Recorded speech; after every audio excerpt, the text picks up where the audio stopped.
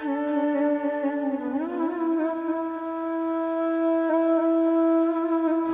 chant some of the previous names of Puja Gurudev. We'll add one more tonight. Om Brahmaparaya Namaha. Om Brahmaparaya Namaha. Om Bhayanashanaya Namaha. Om Bhayanashanaya Namaha. Om Bharata Gauravaya Namaha.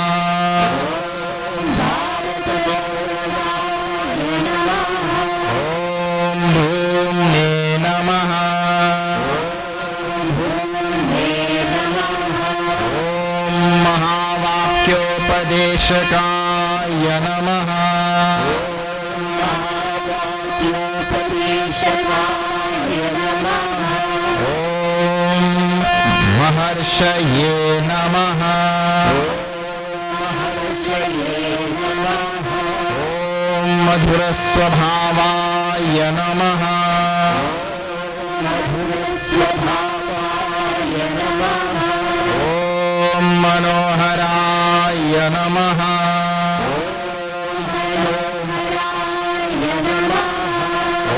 Om Mahatmane Namaha.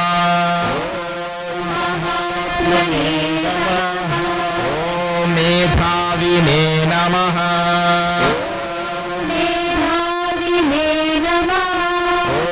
Om Medhavine Namaha.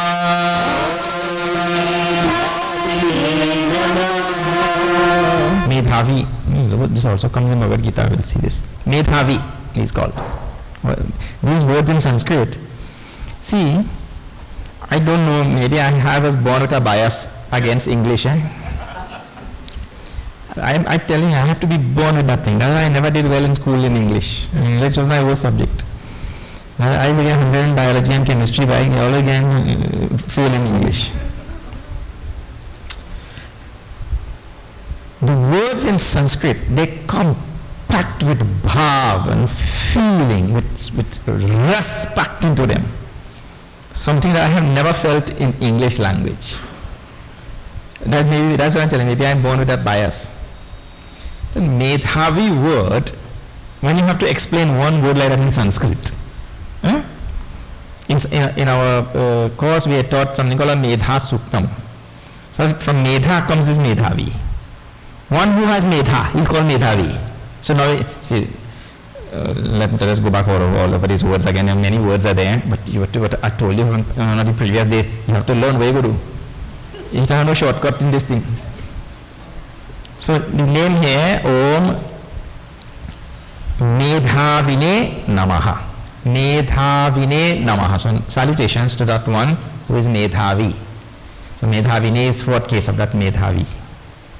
So Medhavi word means one who has Medha. So now you just have to study Medha word only. Medha is translated very simply in English as intelligence, right? But when you say intelligence in English, that will not capture totally the meaning of the word Medha, because in English the word intelligence can be used in so many ways. For example, Hitler was a very intelligent man where he knew exactly what to do and what not to do, and he brought the whole world to their knees where they had no choice but to unite against him, isn't it? Ravan was also a very intelligent fella, but we don't call that as Medha, that type of intelligence. So Medha is what type of intelligence then? Medha is the intelligence of the intellect to grasp the essence of a subject matter and then to see how that subject matter can be used fruitfully for the benefit of all of humanity, including the person who is using it. So to know how that piece of knowledge which he has gotten is able to be used for the benefit of humanity. That person who has that quality, he's called a Medhavi. Not even like Ravana or Hitler. who have meta, but there's a different type of meta, I mean, intelligence, different type of intelligence. So, to grasp the very essence of that subject matter, whatever the subject matter is, and then to see at the same time where that fits into the grand scheme of things to make the world a better place. That we call real intelligence in Hinduism, actually. So that person who has that quality, he has meta. So Gurudev called Medhavi. Medhavi. The goddess of Medha in our tradition, Saraswati. We go on saying goddess, she is the goddess of knowledge and all that, right? And today we are in Saraswati, and see where this name comes. Medha Devi Joshamana. The Sukta is to Mother Saraswati. I tell you, every night of the yajna, something magical is happening like this. We did yatra from Blanchishes to Manzanilla. We walked for 3 days to end on Shivratri day. And without calculating everything, that thing fell exactly the day when we had reached half of this 108, 54th night, 54 days. And all that thing worked out so nicely. Today Gurudev's name Medhavi comes, and it comes in the first Saraswati Mandir that we are going. See? We didn't check, We didn't in this list of names there are no numbers. The names just there like this. So no way for me to check. But Gurudev make it happen like that. I remember many years ago I told, when I came to this temple also, that I'm so happy to be here because where you see Saraswati Mandir, Ram Mandir, Hanuman Mandir, Krishna Mandir, Radha Krishna Mandir, this, that. Where you see Saraswati Mandir? Rare thing. And today when Medhavi is coming right in the Saraswati Mandir. How all these things have fallen into place so nicely. Okay. Now, if you are joining us for the first time, we are seeing chapter 13 of Bhagavad Gita. We will chant one verse from Gita Dhyanam and then we will begin.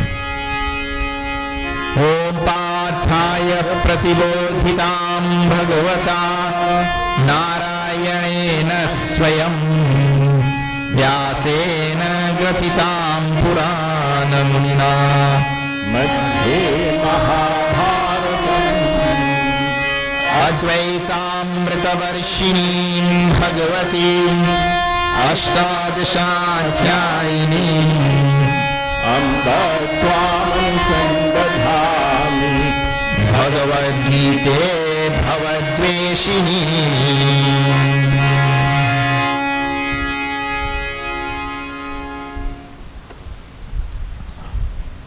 Alright. When we left it last night, we were there in verse number 26. We left it at verse number 26. So what is going on?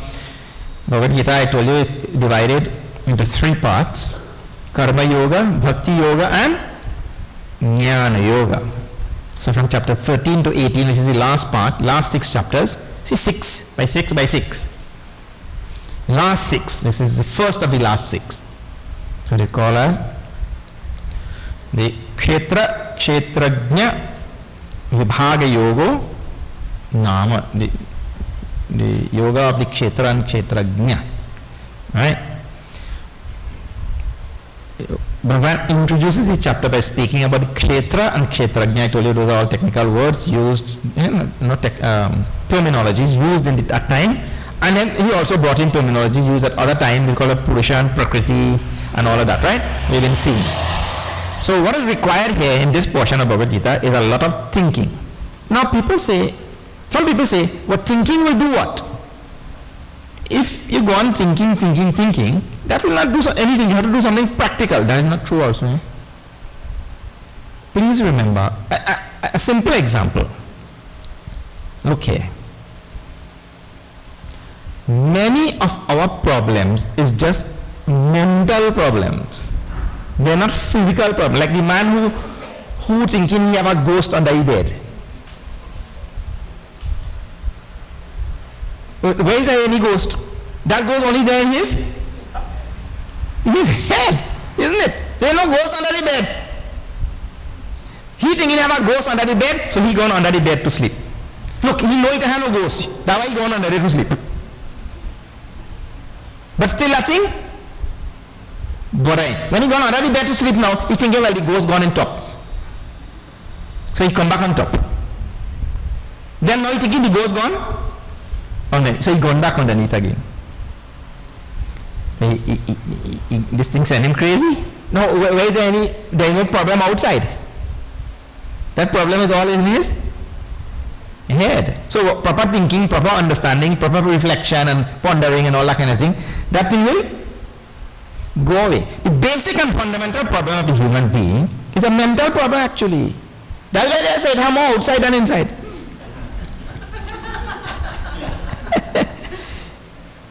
Physical problem we don't have. Let me tell you something. Trinidadians have no physical problem. You don't know his physical problem. You have to travel to some parts of the world, then you won't know his trouble. Trinidadians living in heaven.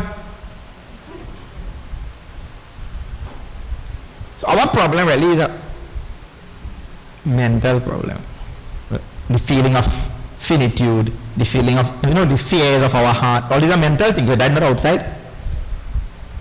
The fears in our heart, the inferiority complex, superiority complex, abhiman, ego, manitvam, dambitvam, all these qualities we saw in there. There's a mental problem. Thinking is actually the solution. The more we think, the more we'll be able to eliminate all of the durgun from inside. That's why I said the human being doesn't think. That's why he has all of these problems.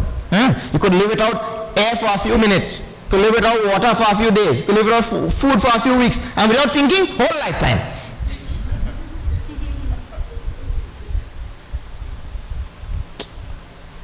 So, this portion from 13 to 18, you are required to think. Means become medhavi. They are intelligent. Develop it. It is there. It needs developing. We have land, right? I remember a long time I come in this land. This land was so developed. Look how nice and developed now. The land there, but you have to develop. The medhavi is there. It has to be. The medha is there. It has to be developed in everybody. Okay. So there will require a lot of thinking. No. Bhagavan says that there are different types of devotees who engage in different types of things. We saw last night meditation, some of them reflection, pondering. Some of them also engage in karma yoga, some bhakti yoga, different things. Shrutvaneva upasate. They listen. Many people engage in listening. That is one type of sadhana also I told you. That is the first type of sadhana in any path. Listening. You have to go to satsang regularly and listen. Then after listening, your intellect will be tickled. It will start thinking. Kuchi kuchi ku. Sleeping like a baby inside it. It has to be tickled. Alright. Now, he had introduced the two sets of words. Kshetra, the field, the observable, objectified universe, and the kshetrajna, the one who witnesses, who knows all of this, which is of course Atma.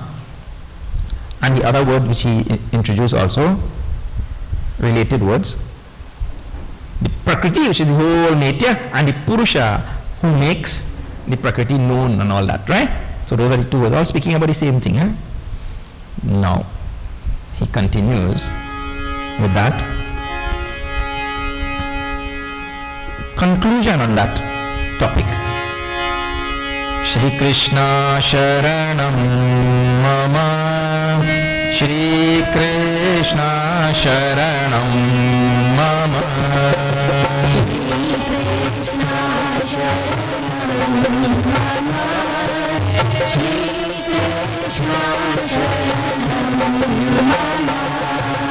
Kshetrajna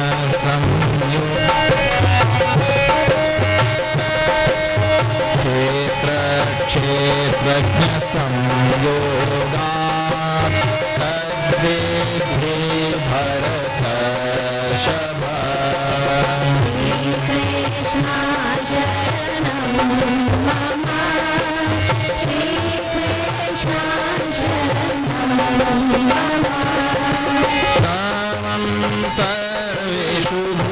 भूतेषु तिष्ठन्तं परमेश्वरम्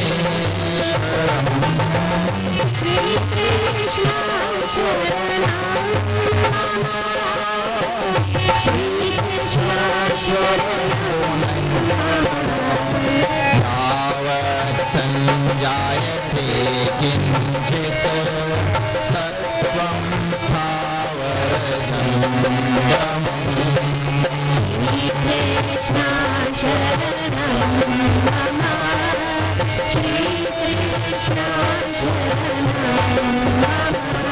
विनश्यत्स्व विनश्यन्तं यपश्यति स पश्यति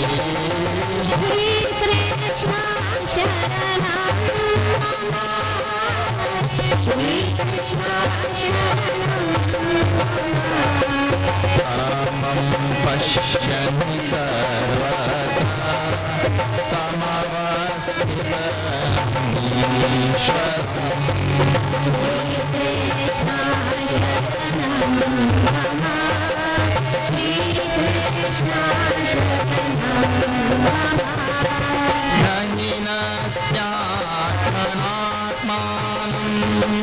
ततो याति परां गतिम्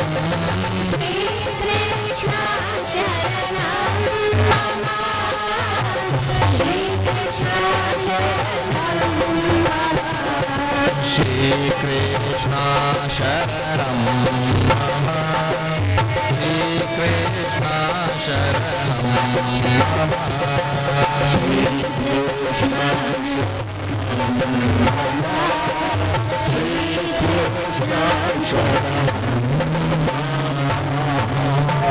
Vrindavan Bihari Lal ki jai. Bhagavad Gita talks about oneness. The Upanishads talk about oneness. There is only one thing in the universe.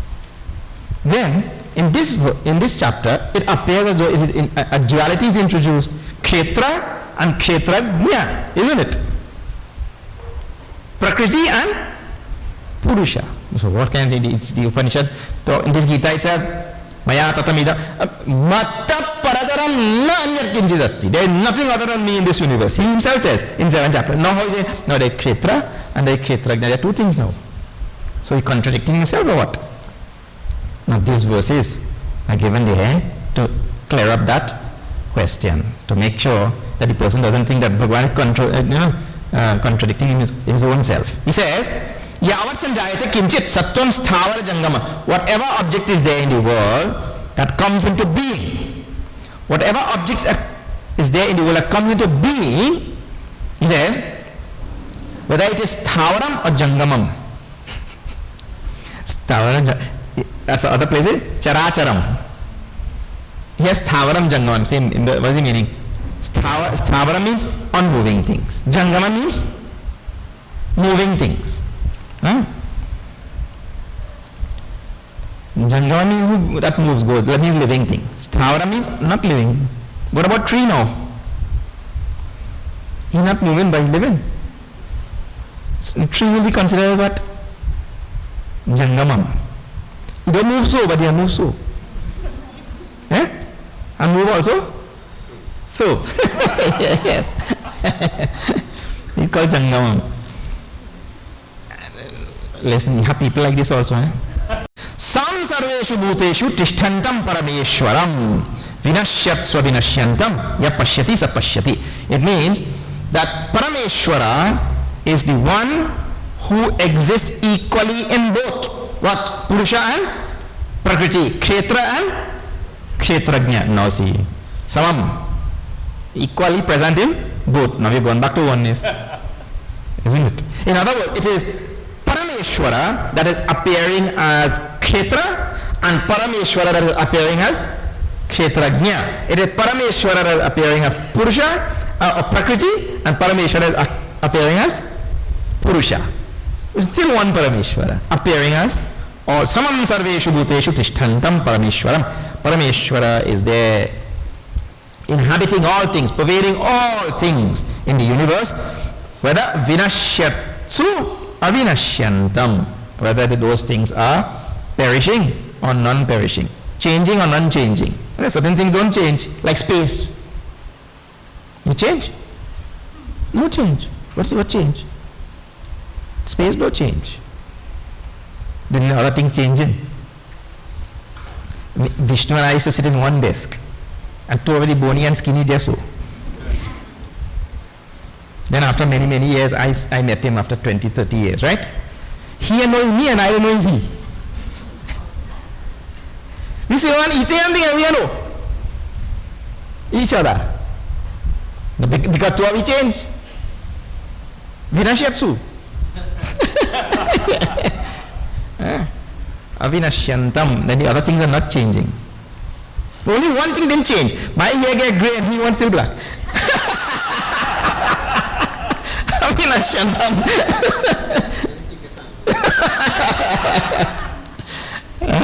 So,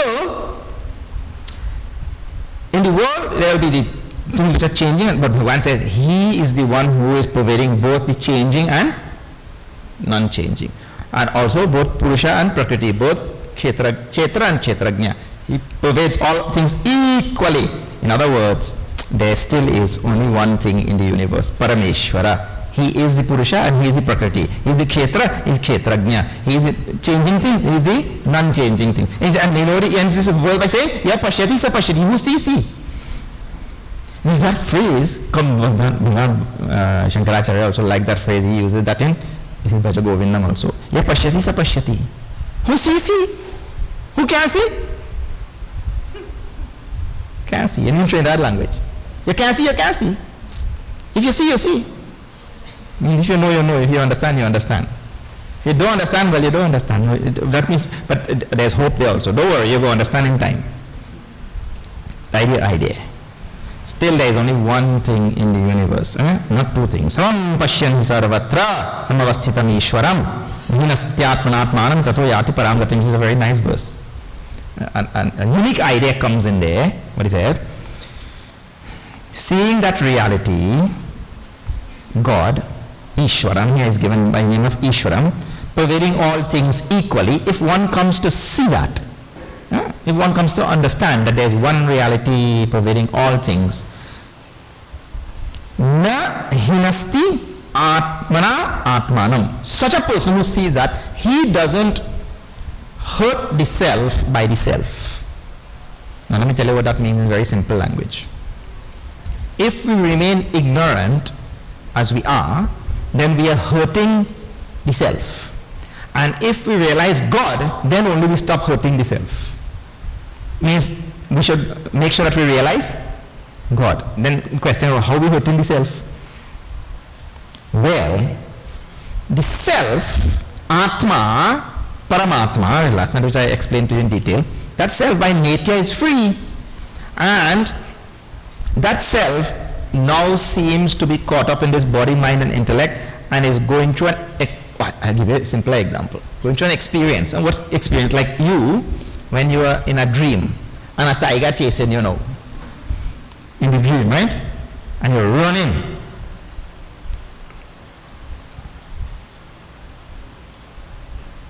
Now, that time when you're running at the bear and you're kicking running too bad,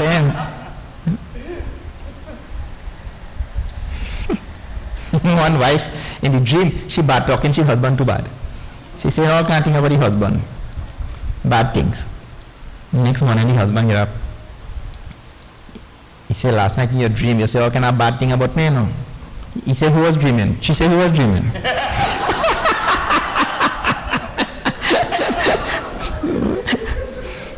Wasn't dreaming.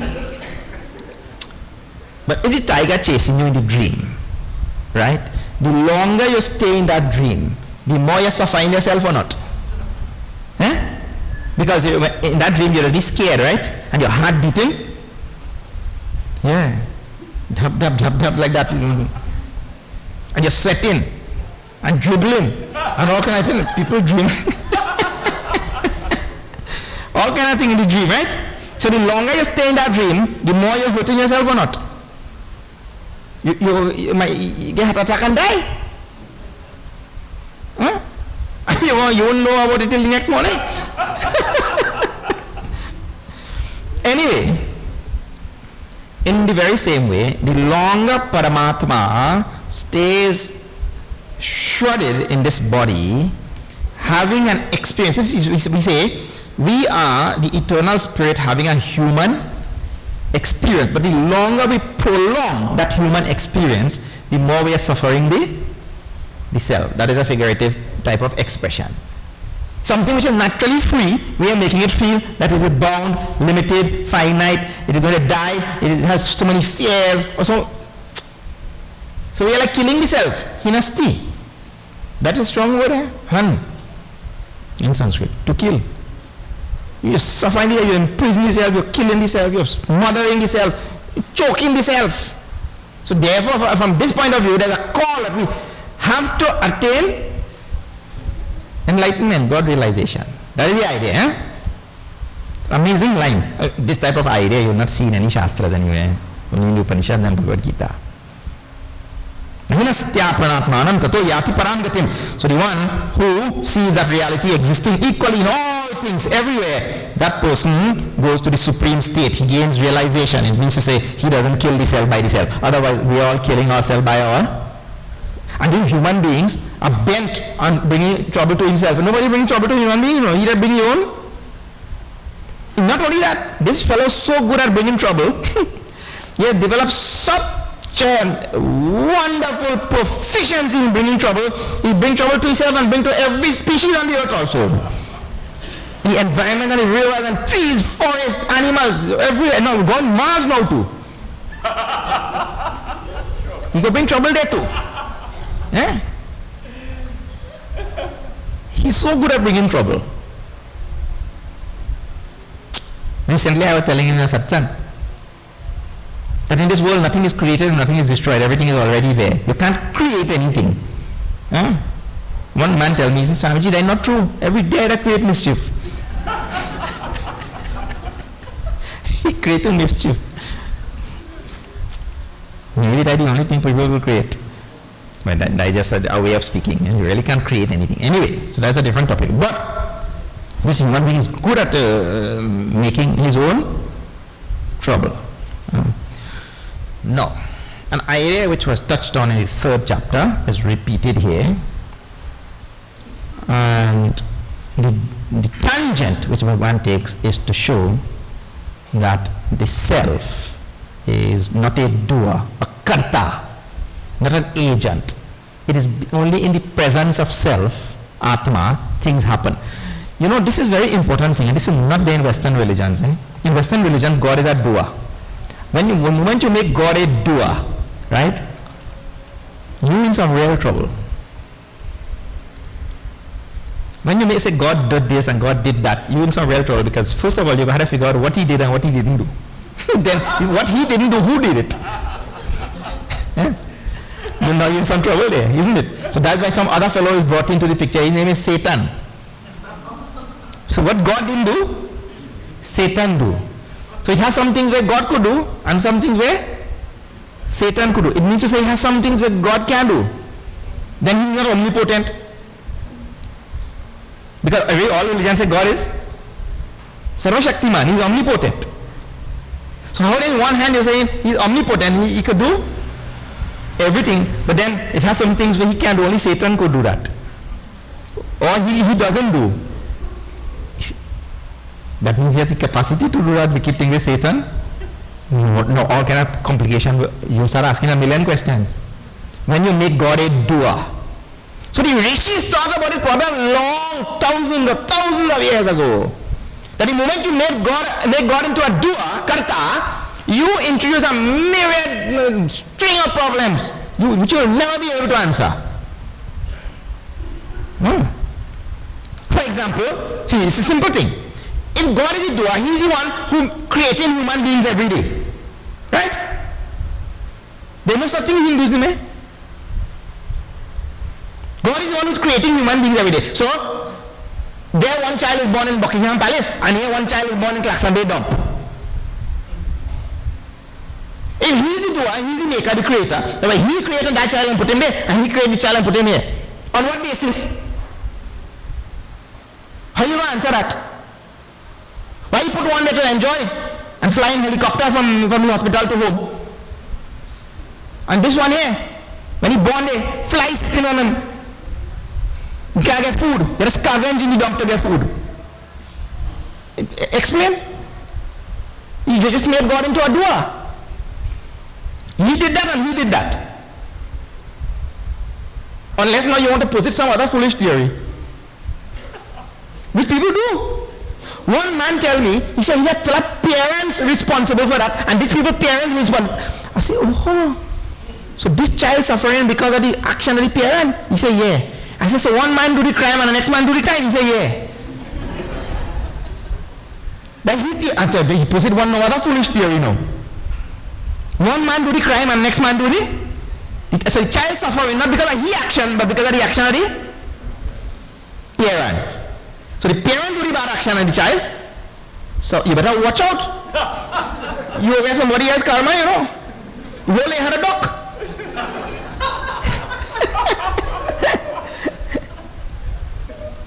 This is the kind of theories people tell. These are very educated man and tell me this, you know. He has several degrees running, and he believed that one man will do the crime and next man do the time. What kind of universe is that? Bhagwan had to be mad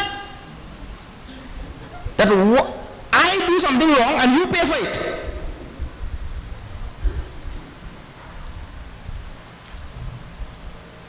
You see, but you have to put it all. I'm telling you, the moment you make God into a doer, a karta, you invite a string of unsolvable problems. So the rishis thought about this thing long time ago. We're talking about thousands and thousands, millennia upon millennia. And they realized Bhagwan cannot be a doer. He's not a karta. He's called as akarta throughout the Shastras. So then people ask, if Bhagwan is akarta, who is doing? How is all this thing happening? That you just said the answer. The thing is just happening. Haven't you seen? When the sun rises in the morning, the lotus opens. Somebody doing it or what? It is just happening. You have many instances in your own life where you see just things just happening. Who is making the water run down the river? Somebody stand up with a whip or what?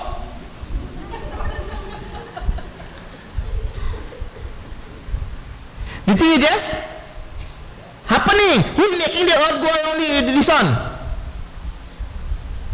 It is happening. There is no karta involved.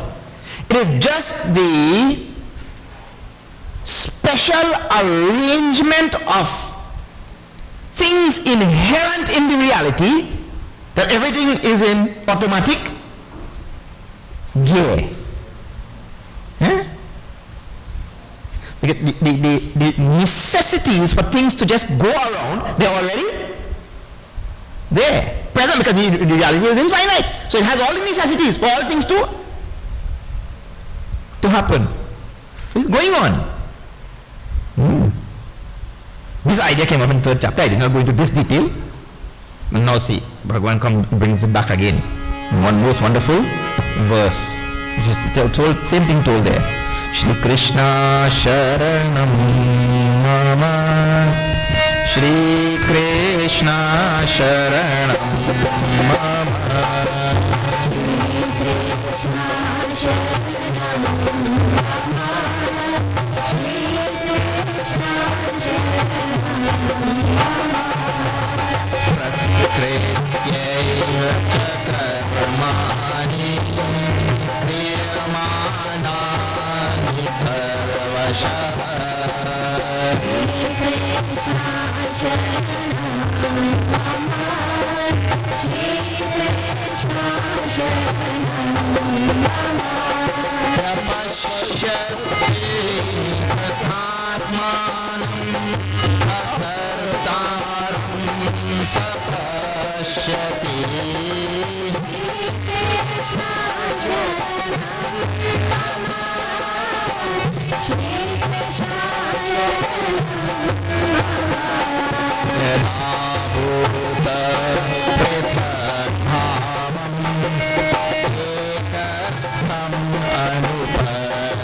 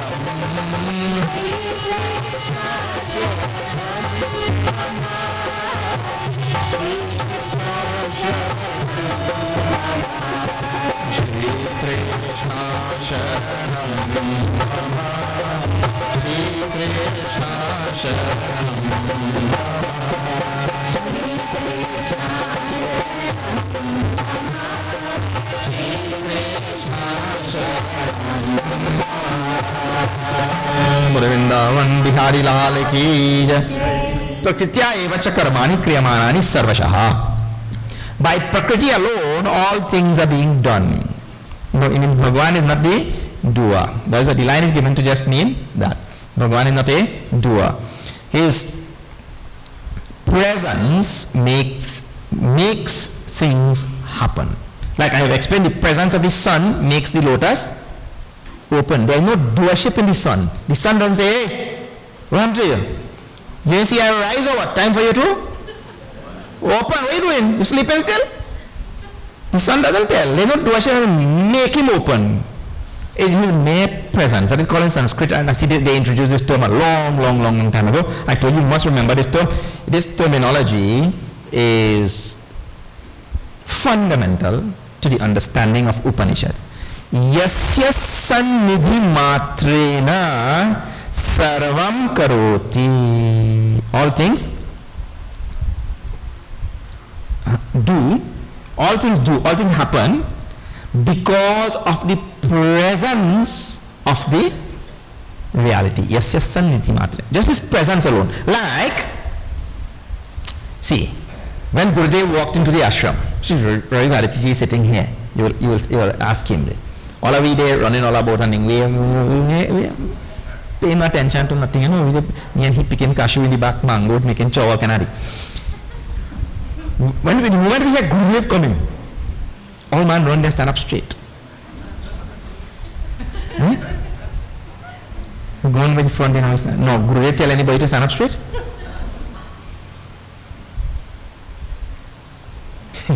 I stood in front. So when Gurudev come out of the car now and he watch me, he shout at the manager. He said, Jayamji, what is the matter with you? You're not feeding my brahmacharis or what?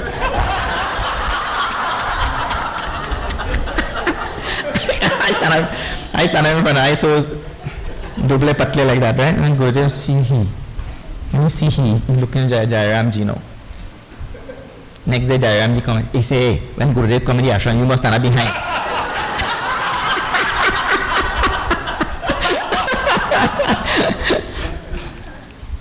So anyway, I'm telling you this example of Gurudev coming into the ashram, and you should see all of us there, getting in line, getting in place, waiting with arati, this, that, all the other things to greet him. He's just gone out somewhere for something and he's coming back, right? No, just his mere presence makes the whole ashram start to buzz. Now Gurudev is telling nobody to do nothing. He's not karta. He's not a do, an agent of any action there. His presence makes things happen. Please remember this idea. This example will be required for you to study how the Paramatma is not a karta, is not a doer. Because if you introduce doership to the karta, to the Paramatma, you're introducing a number of questions which you will not be able to answer.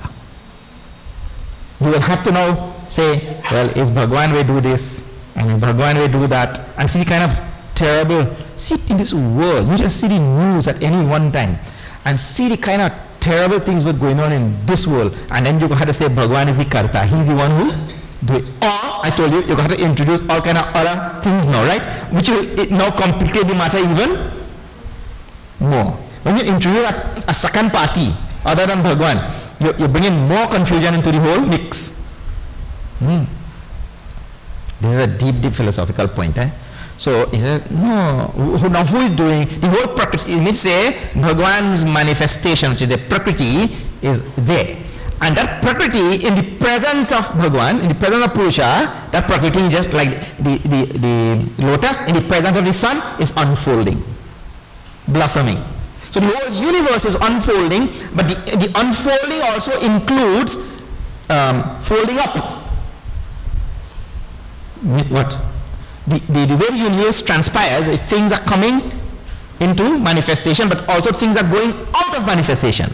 But that whole process is happening only in the presence of Purusha. Not that the Purusha is making it, or telling it, or commanding it to do, but the mere presence of Purusha makes the Prakriti dance, work, do whatever it does. This is the meaning of this line, and that came also. Prakriti kriyamanani gunai karmani sarvashaha. Here, same words used in different cases. Prakritya eva cha karmani kriyamanani sarvashaha. Same line, that the Prakriti is working and the Prakriti is doing everything. Netya, Prakriti, if you translate in English, the easiest thing, Netya. Netya is doing everything. Netya is going on. So nobody's standing there making the river run. Nobody's standing there telling the tree, okay, go, now stop going, you get too tall. And send your root straight down. The other one is send the root under the temple, you crack the concrete. Anybody commanding any tree? No command. It is happening, unfolding, right?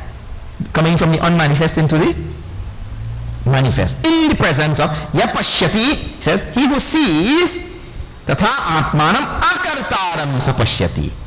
He who sees the self, Paramatma, God, reality, as Akarta, a non-doer, non-agent, a non-active agent, as we are agents, who sees God as that, Sapashyati. He sees. Who understands that God is not a doer. God's just, his presence only makes things happen. So great. Look, let me tell you something. Even some of us, we have that, not some of us, everybody has that power in some measure. By our presence, make things happen. See? So as soon as the husband reach home, his mere presence, the wife started to make chai fast, not chai, tea. By his mere presence. Or the other way it might be. By the presence of the wife day, he started to make see, I don't know. That may go either way. So, All of us have that power in some measure. When you come home, when I reach there, Spoodle started dance something. I have a dog. Every time I reach there, he just started dance and jump and he can't. He beside himself with joy and he prostrating out. No, I don't tell him to do nothing. And just to come there, just to be there, he start. I'm not any agent for nothing. Akartaram.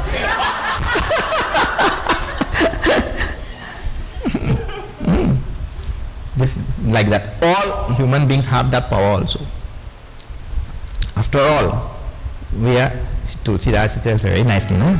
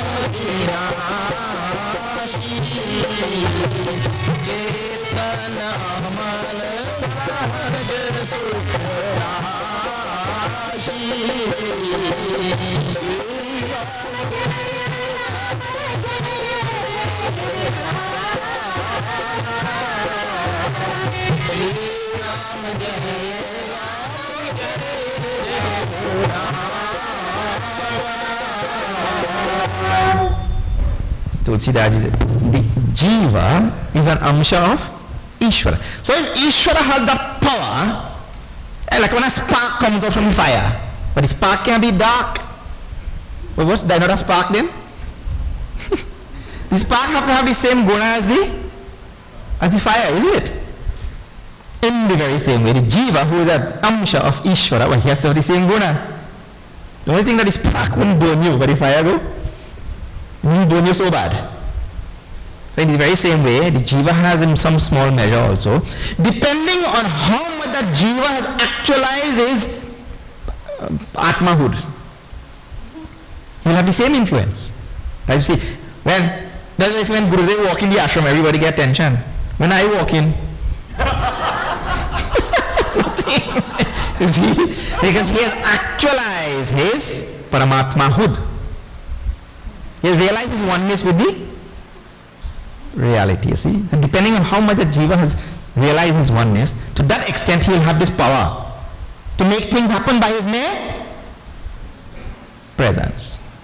Last night I talked about the word Paramatma, Atma and Mahatma and all that, right? This is the mark of a Mahatma. By his mere presence thing get done.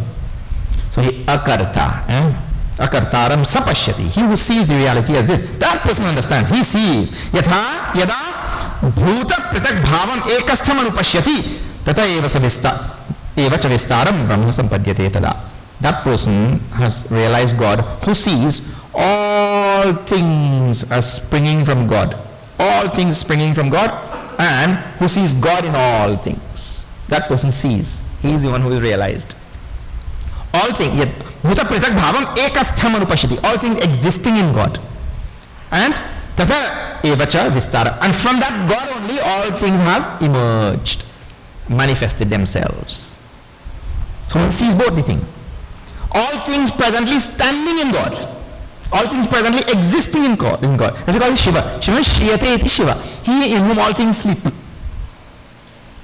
All things are resting. You see, like for example, now you are sitting on a chair there, right? But the chair sitting where? On the earth. The earth sitting where? In space. The earth sitting in space. Right? The space sitting where? Space sitting in the mind of Ishvara. Space sitting in God. Everything is resting in God. It's amazing how the earth could float in space, isn't it? You're floating right now and you know. You think I well sitting. Everything is resting in God. Bhuta pritak bhavam ekastham anupashyati. One who sees all things resting in God, all things sitting in God, all things existing in God, sustained by God, supported by God. And it is that God which has now manifested. Tatha eva sa vistaram, cha vistaram. All things have emerged out of that same one reality. It is called as existence. When we use the word God, don't take it to mean some physical form. That is called as sat, existence. All things have emerged out of existence. And all things exist in existence. Like the pot exists in clay. The shape of the pot, the shape of that pot exists only in clay. Like that.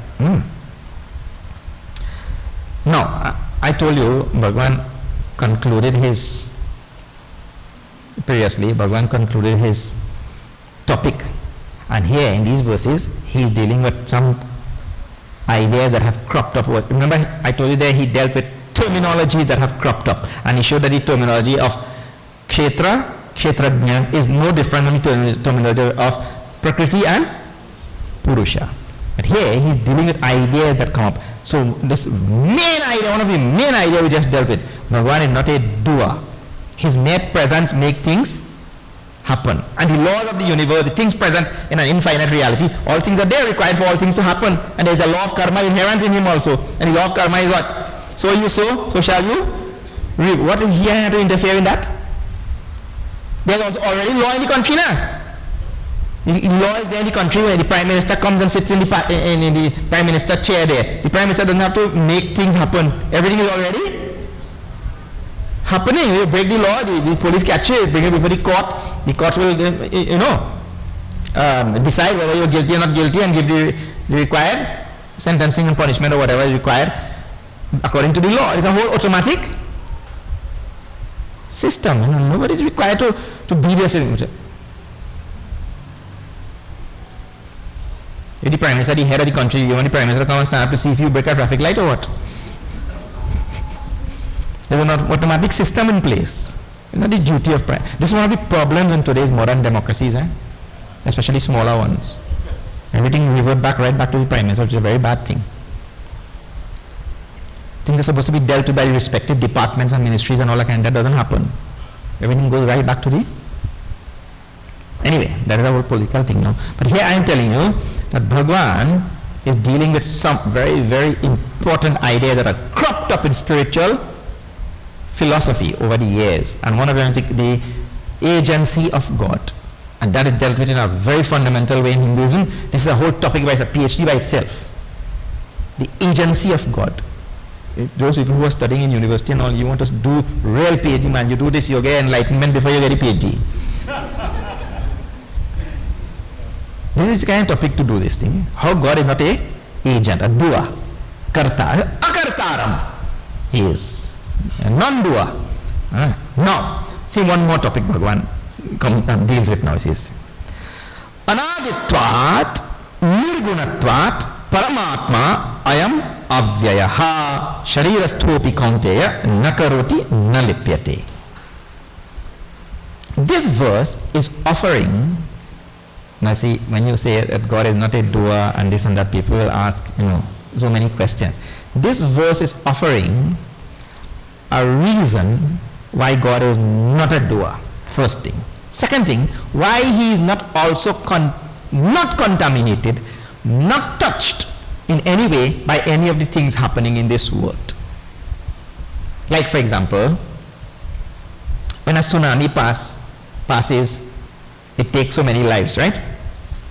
When an earthquake passes, so many people die.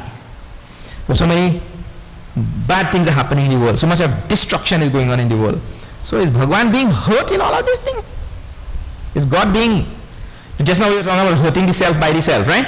We just mean to say from our level. Now we are talking from Bhagwan's level. Is he being touched? Is he being affected in any way by anything which is going on in this world? If Bhagwan is to be affected, well, he would have been in some real trouble. Isn't it? If God, now Zika passing. Suppose Bhagwan gets Zika. We got to have funeral for him. We were carrying by the creek. So Bhagwan get polio and Zika and yellow fever and blue fever and thing.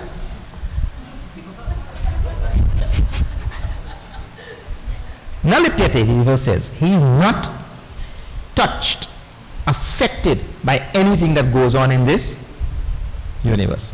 Like for example, if you take a bomb and you explode it under the ocean and you blow water 1 mile into the air with that bomb, right? When the whole episode done, you do anything to water? What do you do? Nothing. The water come back right there. And if there were 10 trillion buckets, when you blow it, after you're done blow it, it will still be 10 trillion buckets. You really didn't do anything. So whatever is transpiring in this universe, like the transpiring within the body of existence, it really does nothing to existence. Existence remains as it was prior to anything happening. Untouched, nalipyate. But I'm telling you, Bhagavan is offering in the verse the reason for that. He's untouched and he's not a doer. But the reason says nirgunatvat, anaditvat, nirgunatvat. These two words he gives. Now I tell you, the amount of reflection and thinking required on these two words and how they are connected to the topic. It's an amazing thing. First thing, anaditvat. Anything which is beginningless. He said, due to the fact that Bhagavan is anadi, nothing can touch him. This is the equation there, right? In simple English, this is the equation. Due to the fact that Bhagavan is anadi, nothing can touch him. That is why you see you have to belong to a sampradaya, gurukul, a tradition, some ashram, you have to sit under some guru and learn this thing. Otherwise you will not see any equation there. How? Because of this. In your head there will be no connection. Because he is beginningless, nothing could touch him. There has no logic, nothing in it. So the idea is this. See now. Anything that is beginningless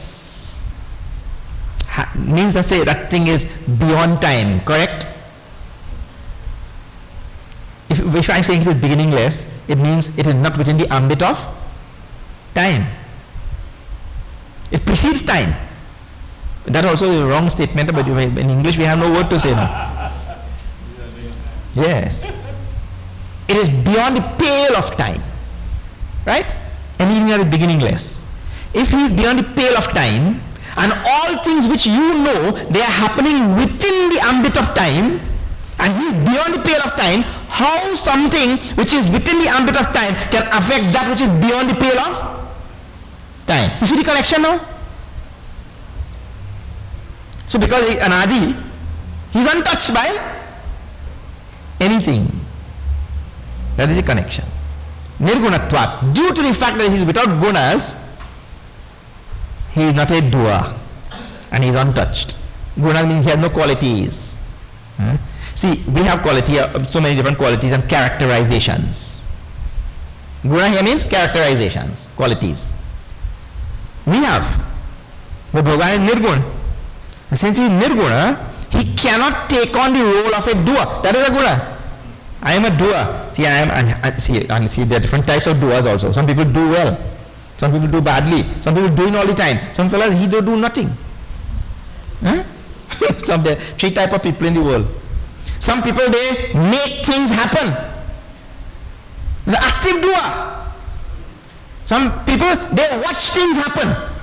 Lazy fella. He does nothing. And some people, they ask, what happened? That is treated. After the thing done happened, he asks, what happened? He even know. Tamas. Like anything. So, in duas also there will be gunas. This type of guna, this type of guna, this type of guna in a dua. But Bhagavan is nirguna.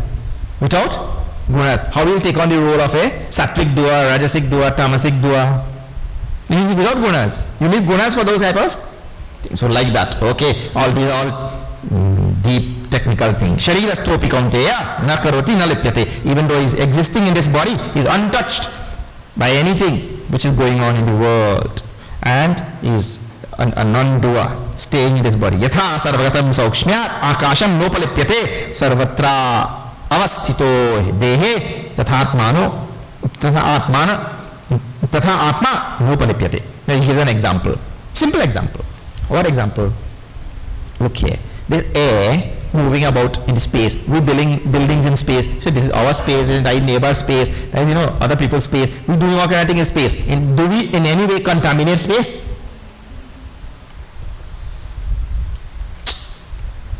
No. We cannot touch space. After some time, all are we gone and space still there.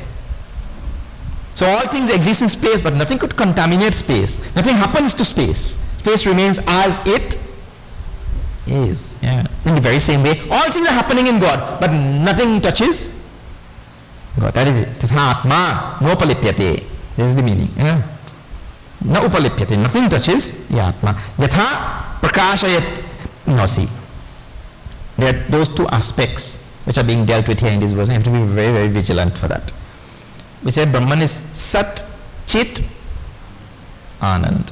The Anand aspect is nothing but Shanti, that we saw in second chapter, the peace of the self. So that is left out, but that is the phala, the result. The qualities is Sat and Chit. So far he's been dealing with Sat, how all things exist in God. God is pure existence and all things exist. But not only that, there is a Chit aspect. So just now, when he gave that space example, that is to indicate the Sat aspect. Just like all things exist in space, so even the space now also exists in God. So there is existence, Sat aspect. Now he says, he gives the sun example. That is to indicate the Chit aspect. So two examples he gives. One for Sat and one for Chit. What is this? He says, Yatha prakashayati ekaha ravihi. One sun is there. One sun. But it brightens up the whole earth. You don't have to put one sun in this part of the earth, one sun in Trinidad, one sun in Brazil. One sun, a little sun for Tobago. Yeah. What about Shaka Shakari? Yeah, 500 watt bulb. 500 watt sun. Eh? He put he there, he good for Shaka Shakari. Like that. No, one sun brightens up the whole earth when it comes. Means half of the over half when it comes on this side, right? For one sun. In the very same way, one Paramatma with the Chit aspect of that Paramatma brings awareness and consciousness of the whole. Not many Paramatma. This is very simple. Kshetram kshetri tatha kritsnam prakashayati bharata. In the very same way, the kshetri, which now see now some other word is given now. Kshetri, that word was not there. Suddenly kshetri come. Where come from? So far, kshetra, kshetrajna.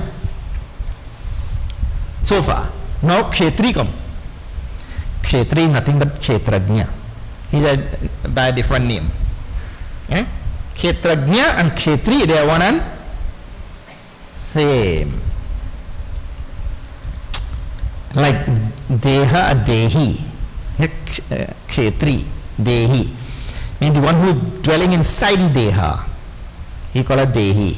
So in this body, mind, intellect is kshetra, who is dwelling inside the body, mind, intellect, he called it Kshetri is also called as Kshetrajna.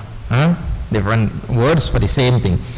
So one Kshetrajna, Bhagavan said in the beginning, he said this, I am the Kshetrajna in all fields. Beginning of the chapter.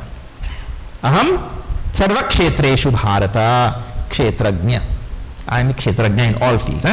So the one Lord is the conscious principle which is making all things, making you see, making me see, making me hear, making you hear, making you do what you do, making you alive and making me alive, making you awake and making me awake. And we know it also. So the knowing principle in all of this is one Atma, Paramatma, which is Chit principle. Alright. Kshetra, Kshetrajnayoho, evam antaram jnana chakshusha, bhuta prakriti moksham cha, ye viduhu yanti te param. This verse has only one very special phrase. The others are very simple. Let me tell you. By the eye of knowledge, it means if you go on attending satsang, go on reflecting, go on thinking, go on listening to the Bhagavad Gita and pondering and all that, right? Then, yanti te param, you will reach the supreme state.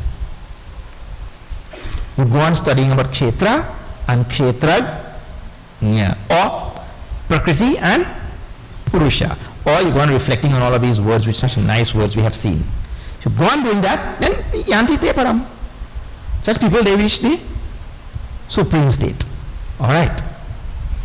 It means go on studying and attending satsang and develop the eye, the jnana chakshu. Jnana chakshu, the eye of knowledge. Then we reach the supreme. But there's a next phrase there which is bhuta prakriti moksham cha. A most wonderful phrase which requires a lot of thinking.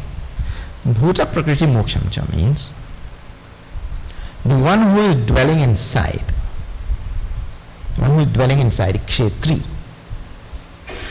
or what we call the purusha, right? I told you he is mixed up and he is fully identified with the kshetra. So bhuta here refers to the 5 elements in which he is mixed up, because his body is made up of 5 elements. And all of them have their own nature and they do things, and so that's prakriti. So he mixed up with his prakriti and mixed up with his 5 element. The one who is dwelling inside. He has to go on doing all of these studies and develop the eye of knowledge and extricate himself. That is called moksha. Bhuta prakriti moksham cha. He has to go on studying and extricate. Oh, I am not this body. I am not this mind, not this intellect, not these 5 elements. I am the pure spirit that is dwelling inside. He will get moksha. Yanti te param.